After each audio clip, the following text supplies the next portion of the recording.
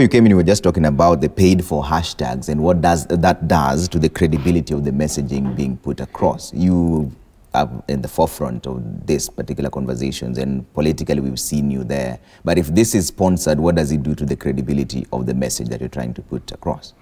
I consider hashtags more like a wedding gown. For the wedding to be complete, the bride is in a wedding gown.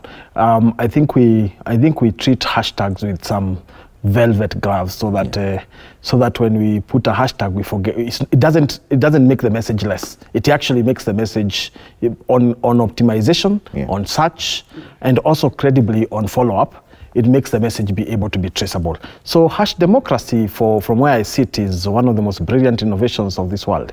It is wrong to say that paid hashtags is only a political issue. Actually, most of the hashtags, if you look even at 2019, the most memorable hashtags, you'll not find politics in it. You find more of our corporate friends on it. So hashtags are a good thing. Actually, on Citizen TV, every program and every news bulletin has a hashtag.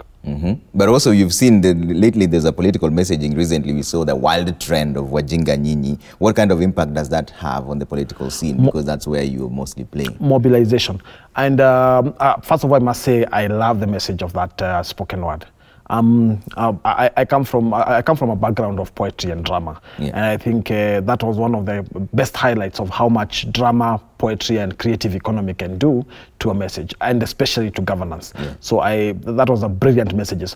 There are a few things that were not exactly factual in the spoken word, but for instance, women reps don't control the budget for pads for girls. It was first given to Ministry of Gender, then it was moved to Ministry of Education. But in the spoken word, it seems to be saying it's the women reps who embezzle the money for the pads. However, as I've kept saying, digital commentary, digital and hashtag commentary and online commentary should be taken as a wholesome view, as opposed to a singular, narrow aspect of it. So that was one of the most brilliant things of this year, Wajinga Sisi. You mentioned the democracy, but this is also coming in a time of the era of fake news. In fact, you have had a running in court over the issue of fake news, the assassination letter of the DP. How then do we draw that balance and ensure that what goes out is the actual truth?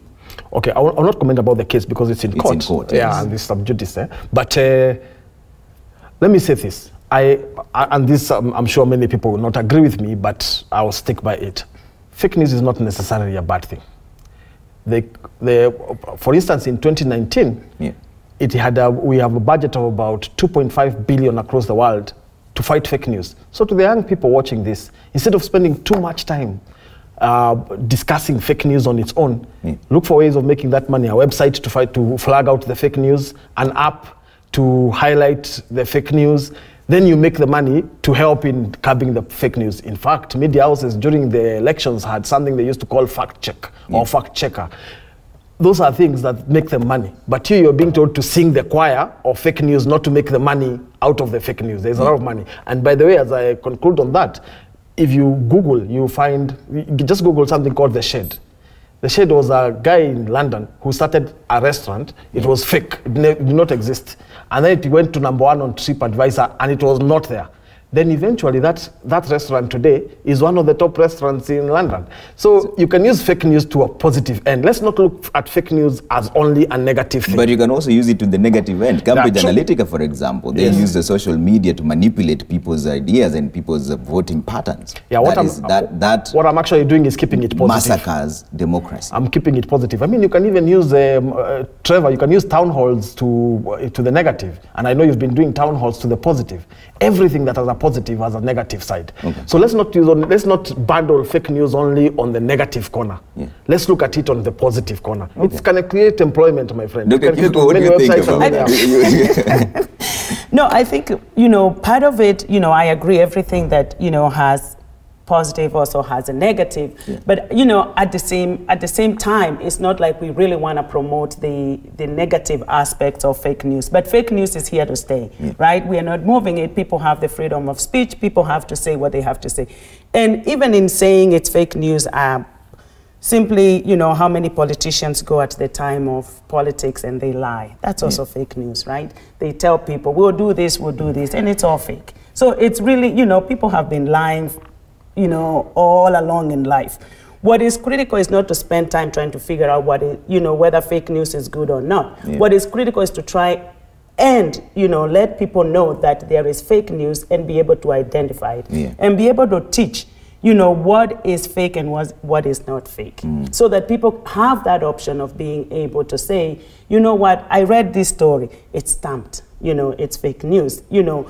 And then there's also the other aspect of, you know, it could be fake news that you're just talking about something that is not really important. But when it comes to, you're saying something about, you know, Trevor, and you're putting all that against him and you're weaponizing that fake news, then that's a very different story from just simply saying, oh, there was a restaurant that I built, you know, and it turned out to something else. If you're weaponizing it, then now we can now talk about what do we do about this? If you're using it to, you know, put somebody in trouble, or you are using it to, you know, cause grief to people or communities, then that kind of fake news is a different, you know, approach to how do we address that. But yes, fake news will always be there. You know, people have lied, you know, whether in news or in life, you know, you come to find out what they told you was not true. That was fake news. You know, it's just that it was not on social media. And there is a, you know, positive aspect to it. But rather than spend money on trying to figure out or spend time trying to say, you know, what do we do about fake news? It is what kind of fake news is it? And I think for the young people, what we have really done is we have assumed just because they are fluent in social media, they are savvy about social media. No, being fluent in it doesn't necessarily translate to being savvy. So it is that aspect of being able to talk to the young people or, you know, the younger generation that you said we have actually neglected, and bring them to be knowledgeable about, you know, that there is this possibility of fake news. I mean, when we were young, our parents taught us, right? You lie, you don't lie. So what is different about when you're talking about social media? I think that's what we have made social media to be like something that is outside our life. It should be part of our life. You don't insult somebody, whether in social media or in person or in writing or in what. You know, my mother said to me, don't insult anybody. And if you insult them the first time, you get a good slap that cleans your mouth, you know, instantly. You know, so then, you know, even if I go to social media, you know, that slap, you know, that I got will also help me not to insult anybody. So it is that basic principles of having to think, we are thinking as though social media is something that is out there. Outside, yes, but it is it is here, it's part of our life. That's what we need to make it. We'll come into that guidance in just a bit. Mark, how do you identify fake news? Sure, I think first of all for me, and I think for a number of, let's call it like media practitioners or people in the kind of digital literacy space, fake news has never really been the most helpful term because it's a very loaded term. So how it came to its notoriety now, you know, you know, we have yellow journalism, we have a kind of history around, you know, the spectrum of information. Is it true? Is it unconfirmed? Is it false? But the challenge of fake news is that, you know, you say it to a Republican, you say it to a Democrat, and not that we're in that political society, but we consume a lot of information from there. It has different meanings. You know, the President of the United States uses it as a particular term to rally his base. So when you come here, we need a kind of a clean start for our own landscape. So what I tend to prefer is false news. I think misinformation is also a great one, and disinformation. So disinformation is now when it's deliberately, you know, let's call it poisoning the well in a sense. Whereas misinformation, there's a bit of interpretation there. And this has always been there in that, you know, in the US you have, you know, different media houses that lean at different points in the political spectrum. In Kenya you have media houses typically with ownership that's along some particular political persuasion at a particular time. But all of that's the way you now filter in your sources. Now what I would say as Dennis has mentioned is that it can be good and bad, in that for some people on one particular base with their mind effectively made up, they're essentially almost looking for confirming evidence of their existing beliefs. The problem comes in when platforms like, you know, Facebook, Twitter, and others, and even some of these new news apps, right, so Opera News and others, they now serve you only information that confirms your point of view and ignores others. That one now can lead to where you're just not even kind of digitally literate about both sides of a particular argument, which can be problematic in a democracy. Dennis, from where you stand in State House, are you concerned that some of this rage might actually pour out on the street? Is that a conversation being had at the high echelons of power? No, I don't think we are there yet. You see, one thing I would like to say, and I had the earlier conversation, is social media is a conversation. It is not, social media is just a platform to amplify the conversation. So this is a conversation happening in markets, happening in schools, and that's why I say Wajinga Nyenye is actually an amplification of what people are actually discussing even up to the village level. Is social media, as I had earlier, an elite platform? Probably. If you look at Twitter numbers and their growth, it's actually elite. But when you look at Facebook, it's actually mass. It's more like Citizen, which is mass TV in Kenya, while the rest have just a particular group. So it's actually mass. So and then when you look at WhatsApp, I have a WhatsApp group to the level of my village town, discussing things, even when things are hot here, they're discussing a very simple issue. Can we change the market day from Wednesday to Tuesday? There are more people coming into the town. So the amplification of social media on its legis is a conversation. So when you look at the conversations across the country and you look at the hashtag #democracy, it's not yet there. It's the midpoint for what you would call pouring into the streets, a revolution kind of, is not yet there. But is there a revolution in our conversations? Yes. And I would like to disabuse something here, because I've had it for a long time now, almost like 5-6 years I've been on this side of government, that when politicians give a manifesto and it's not implemented, that's fake news. It's not necessarily fake news. The expression of a dream, achieved or not achieved, cannot be viewed to be a lie.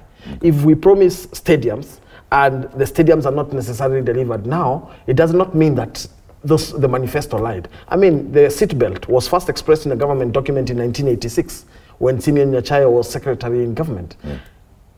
It was first implemented in 2010 when Michoki was minister. When you look at SGR, it first came in a cabinet meeting in 2006. It was first implemented in 2013. So it is not necessarily a fail.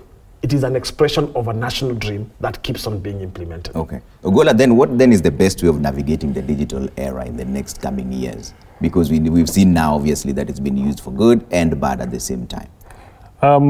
I think one thing I'd like to point out, which I've seen in the recent pattern, is Kenya's actually coming out to call out politicians actually on social media. You said this in 2017, and you're saying this now. I think that's something which I'm seeing on the recent state, where guys are actually now bold enough to say, hey man, you said this and you're saying this, so which is which?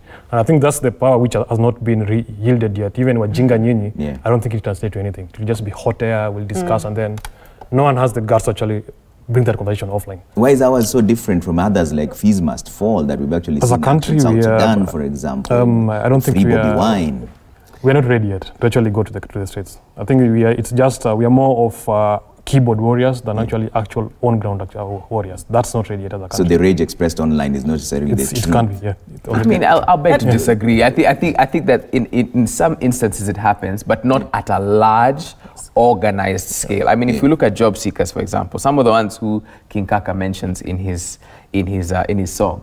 I mean, there have been people who have gone out there with a placard and have changed the national conversation about young people and employment, right? You had people who were, let go during, let's say, when the sports betting companies had to retrench, and some of them got a seat on a national TV station, not unlike this one, to discuss it. So I think it's happening in isolated pockets. Is it happening to where young people on the street, like Sudan or like Fees Must Fall in South Africa? Not necessarily, because the question is, what's Kenya's history around the art of protest, and what has it accomplished? You do have times where something like when I think it's Irongo Houghton and I think Boniface Mwangi were at the school on Langata Road, right? And you had tear gas, you had the national cameras on that. I mean, even the Pope, when he came to Kenya, mentioned that as an instance. Now, there weren't many people there, exactly like we've all confirmed, and yet, in a way, the impact was felt. So I think there's isolated cases, but we've not seen national, persistent organizing at that level. Not yet. There's also the issue of the hashtag does not necessarily need to transform to street pouring. For instance, when you say someone tells CNN, it doesn't necessarily need you to get to the streets, but it impacts up to the vice president of the CNN coming here. When you look at Wajinga Nyenye, I don't think the impact is those guys getting to the streets. It's actually offering alternative leadership. That's the call. So that now tomorrow you have Trevor saying, I can vie for governor. We have digital humanitarian saying, I can go for president and have a running mate. That is the action that it should lead to.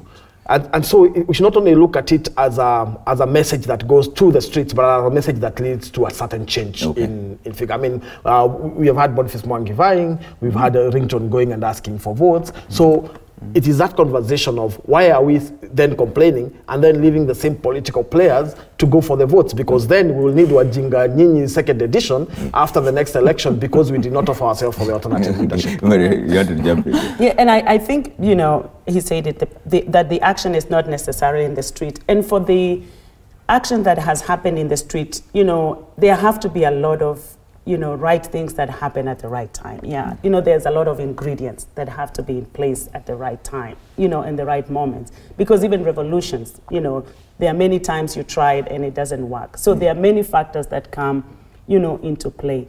One of the things that I said at the beginning is like, we really do need to understand what types of calls to action have led to actionable insights.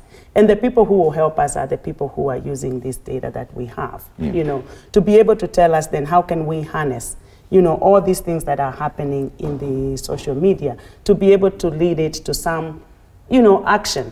Some of it happens because, you know, you so happen it is the right time for that to happen. You know, it is a moment when people are ready for that message. It is a moment when most people were available for that message. It is a moment when, you know, when you say that there are so many other factors that will actually lead to, you know, bigger, if we say bigger impact as in going to the street or having riots and having that. But what leads to that as opposed to when we just have discussions and it leads to a change in discourse? Talking is good. I love social media. The fact that people are able to actually even now be able to speak their minds. Yeah. You know, that in and of itself is a really, really huge step and a huge action that you can hear different perspectives. What you decide to absorb, you know, is your, you know, is a different story. Okay. But you've actually been able to hear.